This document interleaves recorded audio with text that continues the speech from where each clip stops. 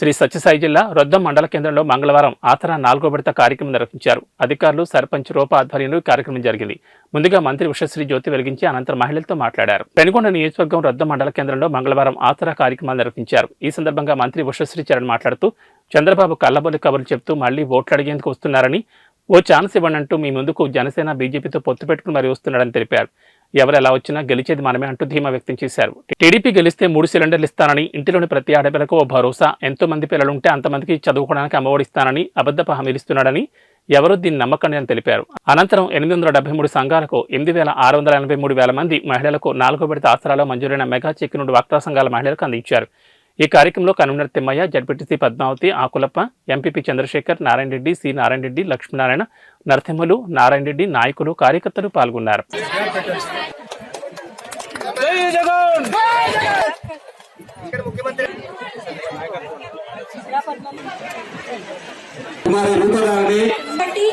మన ముఖ్య అతిథి అందరికీ అదే విధంగా తెలియజేస్తున్నాను.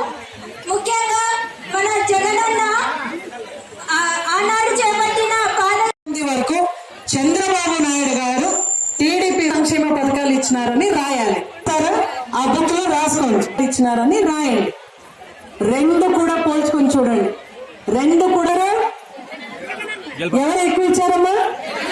ఏది నిజం? జగనన్నే నిజం. యారు నిజమమ్మా? మీ ఇంట్లో మీకు మంచిది జరిగింది అంటే మాత్రమే ఓటేయండి అంటున్నారు జగనన్న.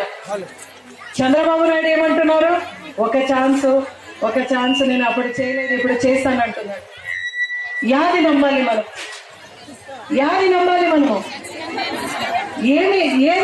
మనము? నిజమే నమ్మాలి, అది జగనన్నే నమ్మాలి. అమ్మ, ఆడవాళ్ళంతా ఆలోచించమ్మా. ఈరోజు జగనన్న ఇంత బాగా చేశాడు, మంచిగా చేశాడని చెప్పేసి టీడీపీ వాళ్ళు, జనసేన వాళ్ళు, బీజేపీ వాళ్ళు 3 పార్టీలు కలిసి వస్తున్నారు. ఎందుకు కలిసి వస్తున్నారంటే జగనన్న ఇంత మంచిగా చేస్తూ ఉన్నాడు కదా, ఇంకా ఇంత మంచిగా చేయకూడదు, ఎలాగైనా ఈ పార్టీని ఓడించాలని వస్తూ ఉన్నారు. మనమందరూ కూడా మంచిది జరిగింది కదా, మనమంతా జగనన్న వైపు ఉంటాం కదా. జగనన్న గెలిపించుకుంటామా? ఏ గుర్తు ఓటేస్తాం? ఏ గుర్తుకమ్మా?